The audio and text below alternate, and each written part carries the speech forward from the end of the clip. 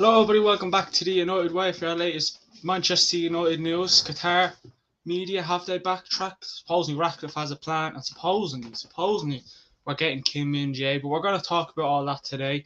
We're going to get over it because you look at last night's news. We thought, here we go, Qatar finally. We're gonna get who we really want.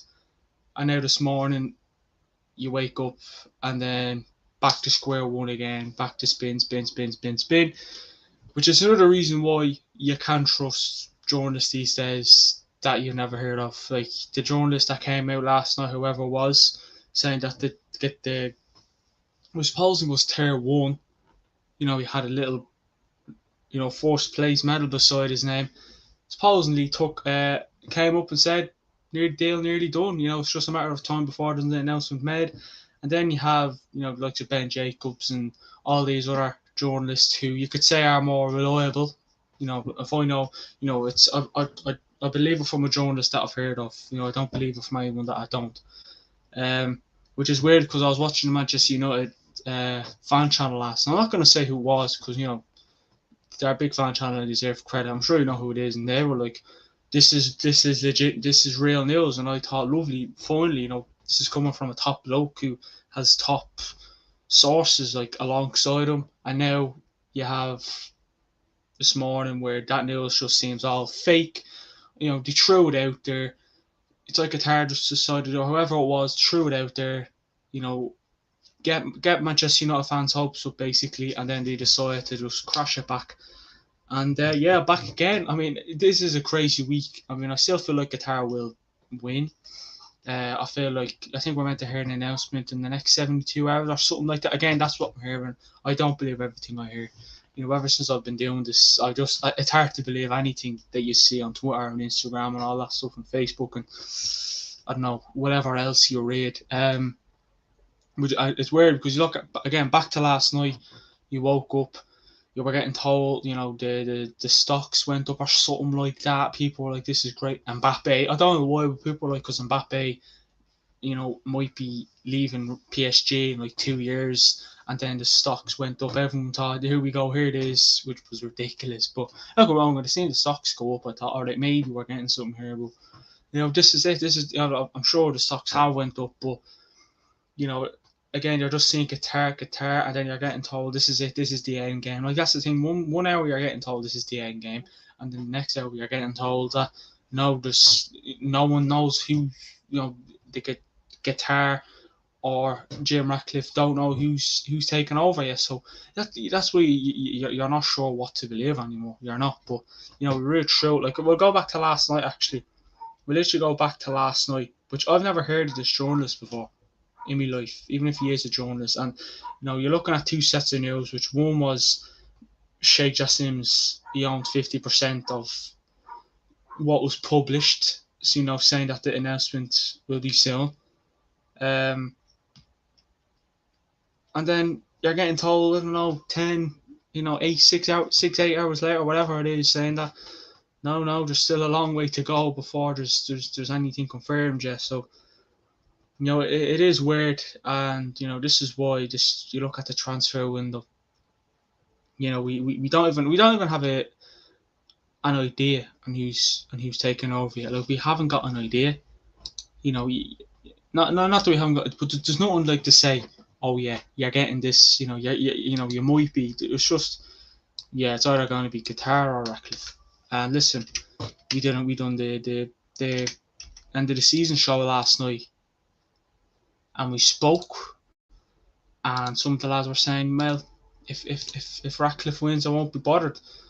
If Ratcliffe wins, I actually will slightly be bothered." Now, again, people be bothered, but they'll just have to be like, "Well, it's not what we want, but we have to live with it," which we've had to live with owners such as the Glazers for such a long time, and now we're here, and it's ridiculous. It really, really is ridiculous, and you just hope that this is going to be done sooner or later. Because I was going to do a show about 2-3 hours ago where literally have Qatar won, blah blah blah, talk about would have been a happy show, and then you're seeing all these things. But I still feel like Qatar will win. But supposedly Ratcliffe has a plan. That supposedly Ratcliffe has a plan.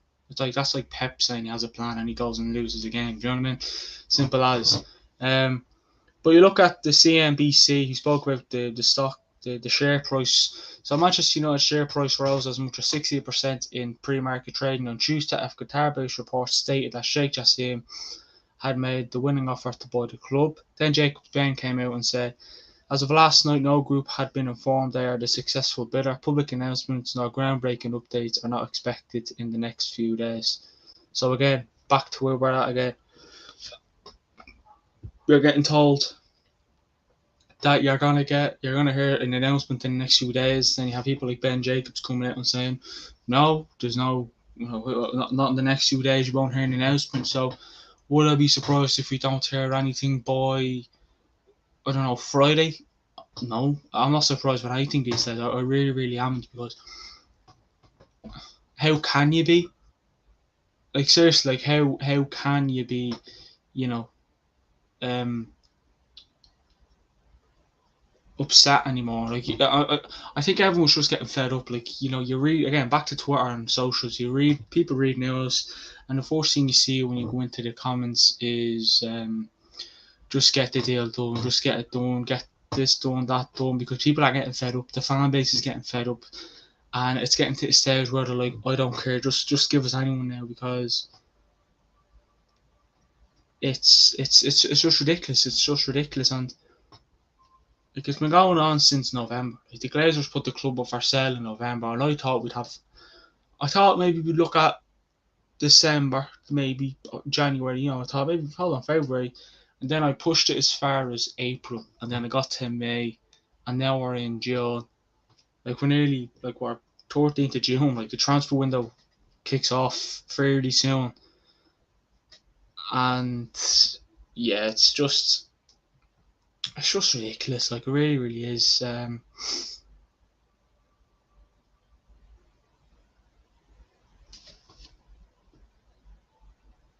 Really, really is ridiculous, and you just hope that uh, it is sorted soon. You know what I mean? You just hope that it's all sorted soon, because, as I said, the fan base is getting fairly frustrated now. I mean, I'm sure Sheikh Jassim and Jim Ratcliffe themselves are probably a bit frustrated as well. But this is this is it. This is where we're at these days. This is where we're at these days with the Glazers and that.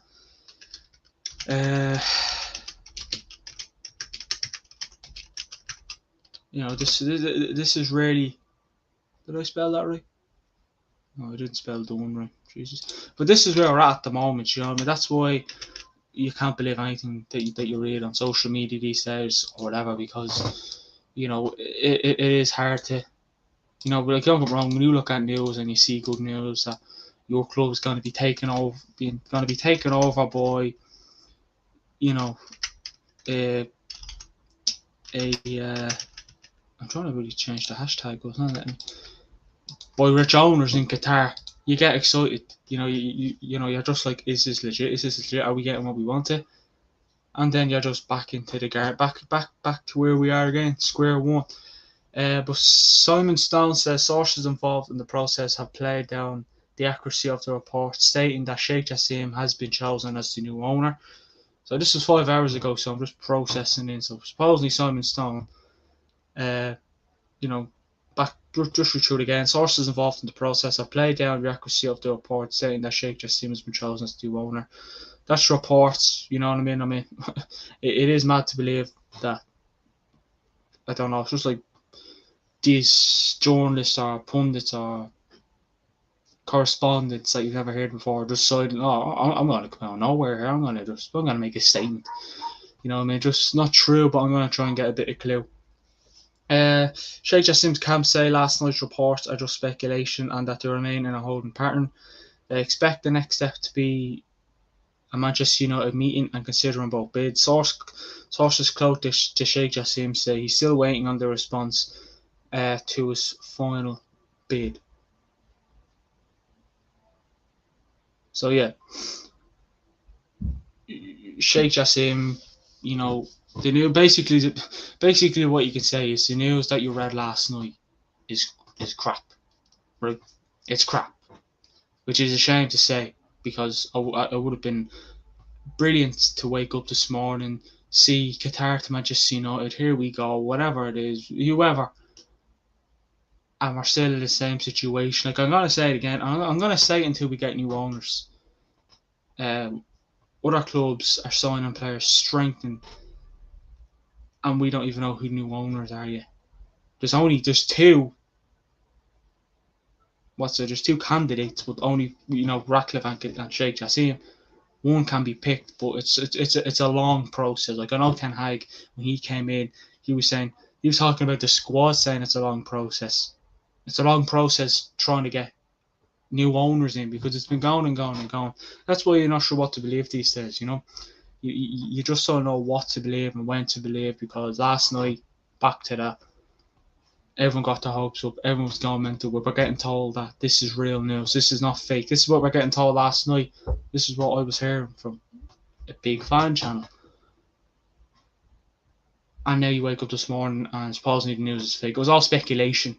It was all speculation. It probably was real, but it was just all speculation. It was just kind of, it's like, we're going to throw this out there just to see if people still want it. If we don't get the feedback we want, if we don't get the feedback, we don't, if we don't get the feedback we expect to get, right.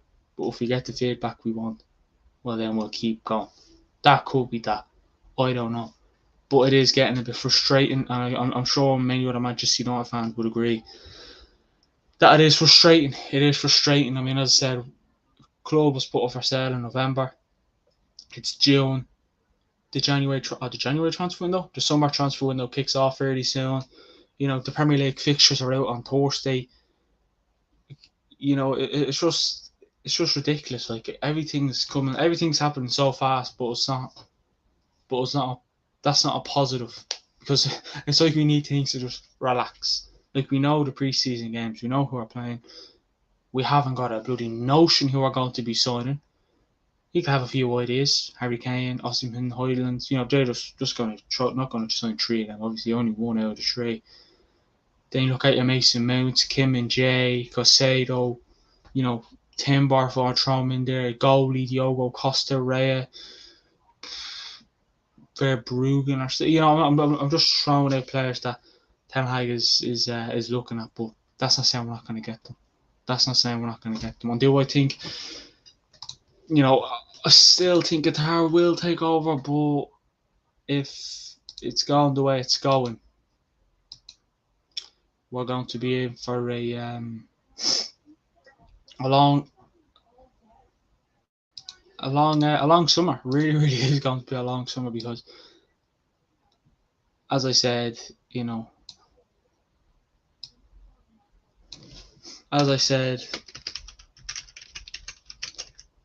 mad that we're still in the same situation, same owners.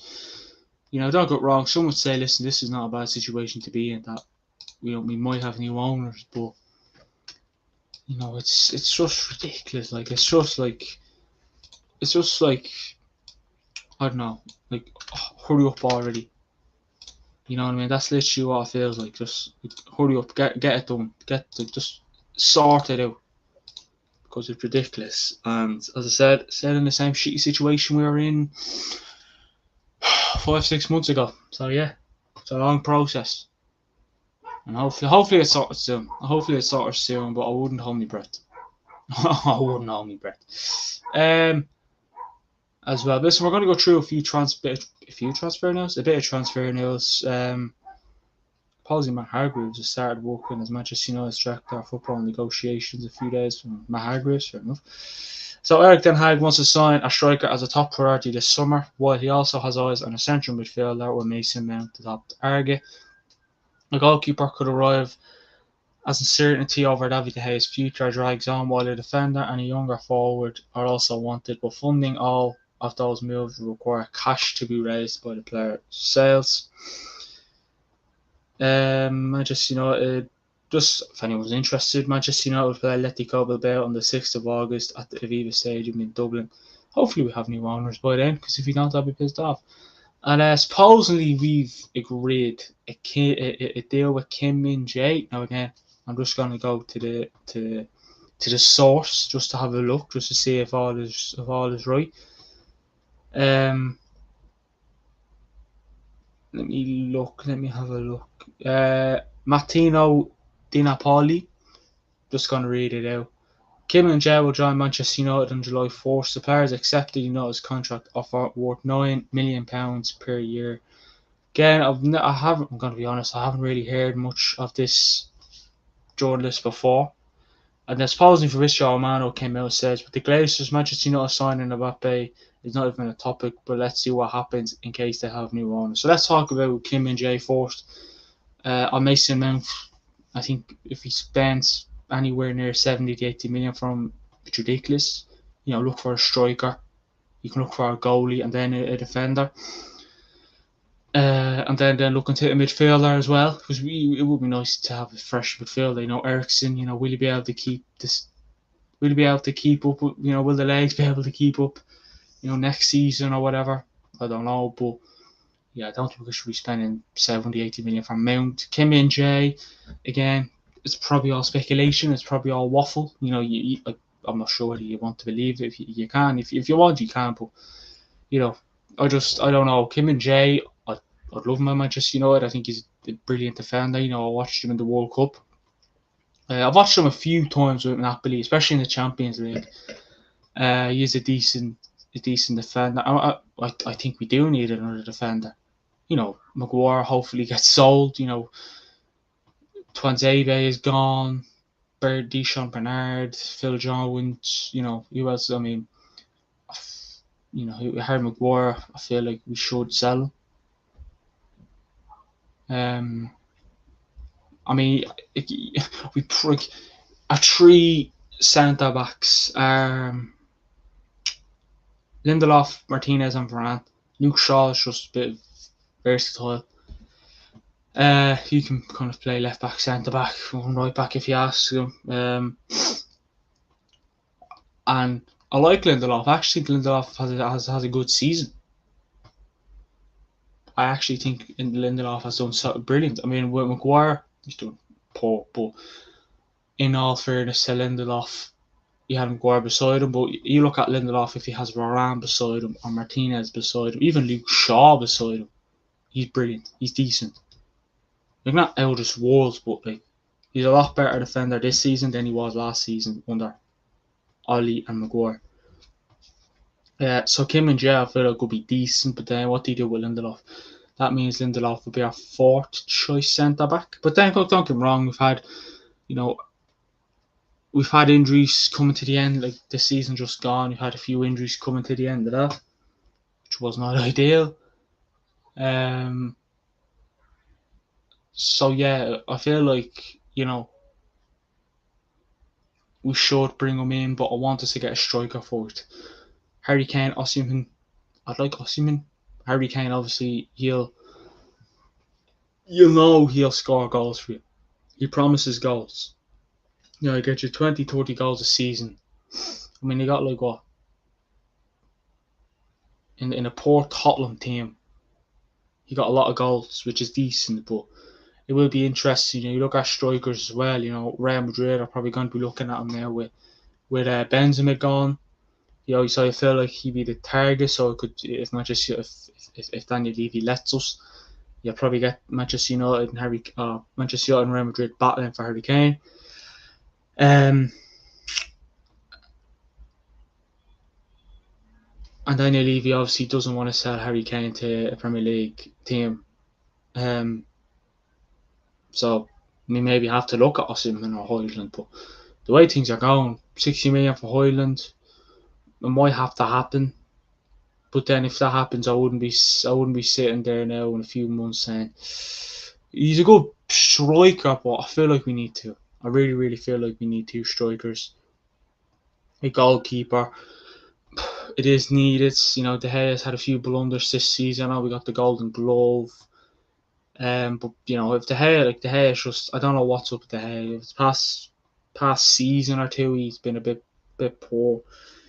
De Gea is a bit of a weird one. Like when Manchester United are playing well, De Gea is poor, and when Manchester United are playing poor, De Gea plays great. Mad stuff. But listen, if any news breaks over like ownership or transfer news. We will go live for it. Thanks for watching. Like, comment, hit that subscribe button. I'll speak to you all on the next one. Have a good one. See you in a bit.